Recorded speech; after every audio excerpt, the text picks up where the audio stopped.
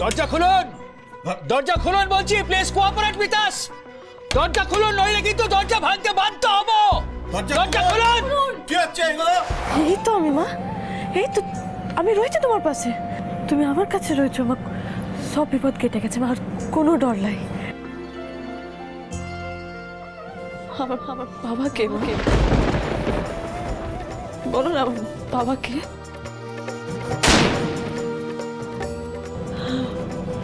আমি কোথায় পারুল? কি করছো মা? মা আস্তে লেগে যাবে। এভাবে উঠছো কেন?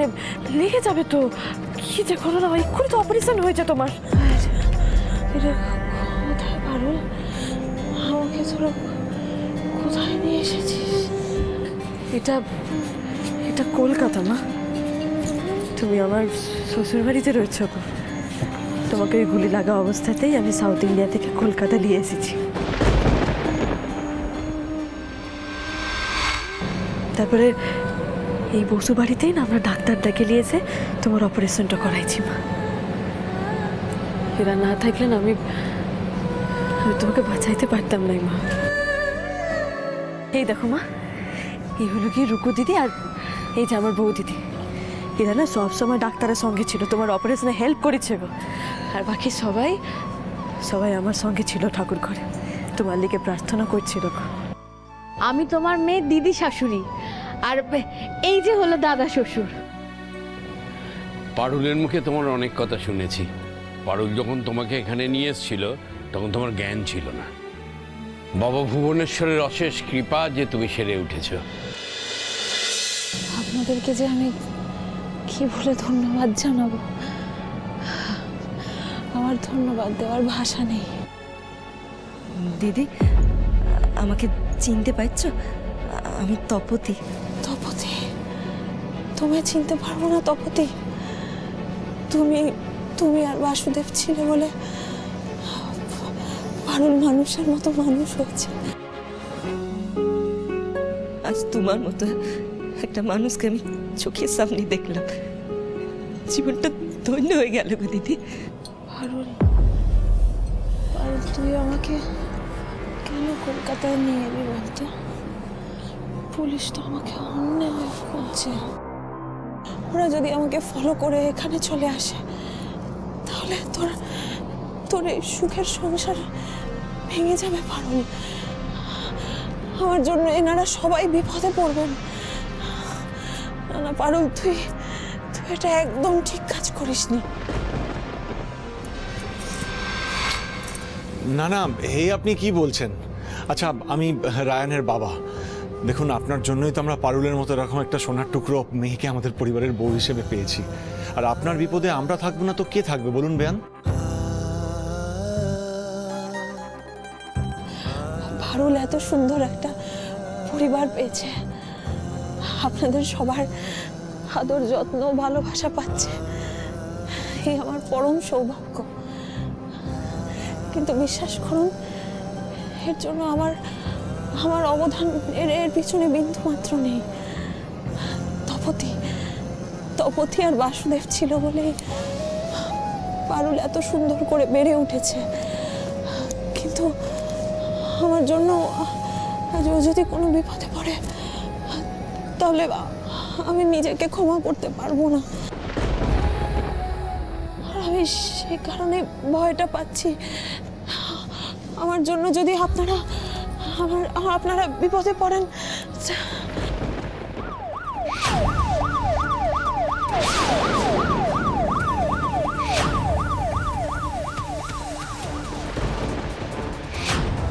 ম্যাডাম, আপনাদের নিউজটা কনফার্ম তো?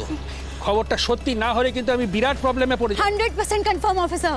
পারুলের মা এই বাড়িতেই লুকিয়ে আছে, ভেতরে গিয়ে অ্যারেস্ট করুন ওনাকে। ওকে। ইন্সপেক্টর সলিল শেখ বলছি, বসু পরিবারের উদ্দেশ্যে বলছি, আমাদের কাছে খবর আছে সাউথ ইন্ডিয়ার মোস্ট ওয়ান্টেড ক্রিমিনাল এবং ডাকাত নম্রতা আপনাদের বাড়িতে আত্মগোপন করে রয়েছে।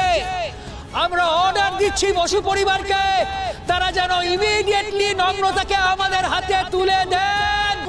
ওরা আমার খোঁজ পেয়ে গেছে। পারুল, ওরা আমার খোঁজ পেয়ে গেছে। রে, তোরা যে বলেছিলি পুলিশ কিছু জানতে পারবে না, পারুলের মা যে এখানে রয়েছে কেউ কিচ্ছু জানবে না, কি করে জানলো? পুলিশ কি করে জানলো? আমি তো এই ভয়টাই পাচ্ছিলাম। এবার তোরা আমাদের কাউকে ছাড়বে না। আরে মা, মাথা ঠান্ডা করো, এটা প্যানিক করার সময় নয় মা।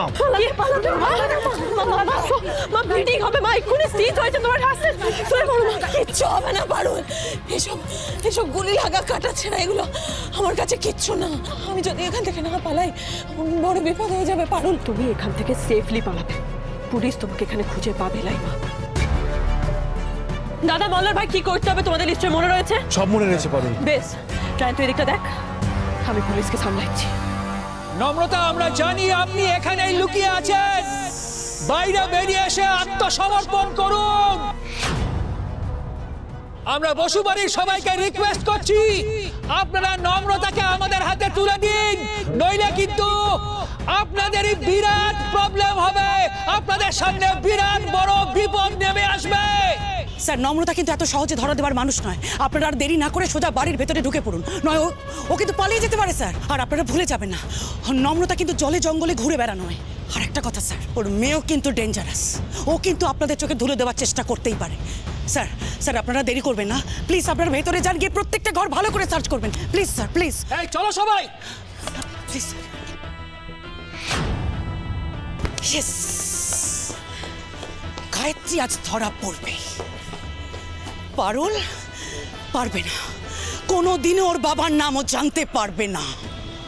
কিন্তু মম, এতক্ষণে যদি পারুল নিজের মায়ের কাছ থেকে ওর ড্যাডের নামটা জেনে যায় তাহলে কি হবে? ভুল করছো বেটা, গায়ত্রীর গুলি লেগেছে, গুলি। ওর নিশ্চয়ই অপারেশন হয়েছে, আর ও এতক্ষণ নিশ্চয়ই অজ্ঞান হয়েছিল। আর পারুল যেরকম মেয়ে, তোমার কি মনে হয় বেটা, পারুল ওর মাকে এই অবস্থায় এতটা চাপ দেবে? হ্যাঁ, আর ও যদি সৌমিত্রর সমস্ত পরিচয় জেনে যেত, তাহলে তোমার কি মনে হয় ও আমাদের এইভাবে ছেড়ে দিত না বেটা। ও সোজা ওর মাকে নিয়ে আমাদের বাড়িতে ঢুকে পড়তো। না না না না না, সেসব যখন কিছু ঘটেনি বেটা, চিন্তার কোনো কারণ নেই। পারুল এখন অবধি কিচ্ছু জানতে পারেনি। পারুল তো সংশোধনাগারে গিয়ে ওর মায়ের থেকে ড্যাডের পরিচয়টা জেনে যেতে পারে মম। পারবে না বেটা, পারবে না। কারণ পুলিশ গায়ত্রীকে অ্যারেস্ট করে সংশোধনাগারে নিয়ে যাওয়ার আগেই রাস্তায় আমার লোকেরা গায়ত্রীকে শেষ করে দেবে। আর পারুল না, কোনো দিনও কোনোভাবেই ওর বাবার নাম জানতে পারবে না। দরজা খুলুন, দরজা খুলুন বলছি, প্লিজ কোঅপারেট উইথ আস। দরজা খুলুন, নইলে কিন্তু দরজা ভাঙতে বাধ্য হব। দরজা খুলুন। কি হচ্ছে এগুলো? দরজা খুলুন। এবার কি হবে? দেখেছো তো, আমি বারবার বলেছিলাম পারুলের মাকে যদি এই বাড়িতে নিয়ে আসো তাহলে পুলিশও ওদের পেছন পেছন এই বাড়িতে আসবে। এবার কি হবে? মিললো তো, আমার কথা মিললো তো। বাবা ভুবনেশ্বর, কি হলো? পারুল, এবার কি করবে তুমি?